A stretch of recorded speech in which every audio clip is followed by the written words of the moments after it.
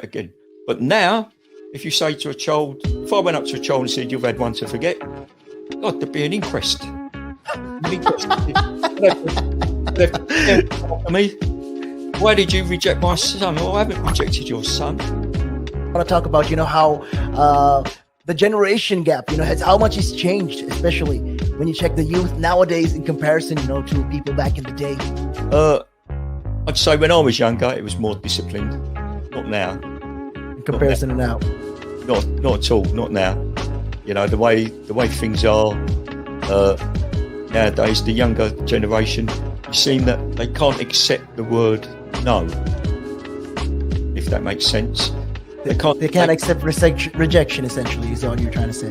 Yeah, they can't accept the word no. So if you, how did I do?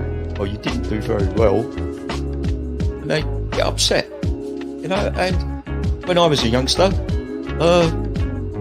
my father used to say to me, because I used to be sport mad when I was very young. Well, I still am sport mad, but like participating in different sports. And if I had a bad game, for example, I'd say to me, you had one to forget. That's it. Your dad sounds like a smart guy. I mean, yeah, that's the real fact of the matter, yeah. He'd say to me, you had one to forget. Get over it. And that was it.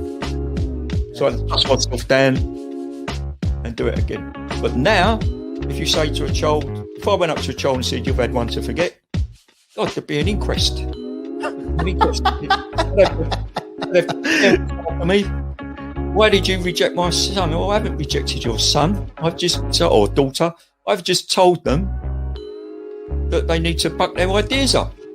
That's the truth right there. I mean, if you think about it, if you check the generations, like right now in the US as well, I've seen a lot of these things as well. In the UK, you get medals for participation. But what's the point? What are you trying to? Yeah, what's the point? Either you win or you lose. People are so afraid to put that whole notion of losing. When it comes to right now, the generation gap is just crazy. How much a lot has changed. Social media has taken control of our lives, and we don't even realize it anymore. We're crippled because of it. That's absolutely right, Nick. Because as you said, nowadays it seems that you get rewarded for failure. For the life of me, Nick, I can't get my head around that. Perhaps I'm just getting old and morbid, I don't know. I just can't get my head around how you could be rewarded for failure.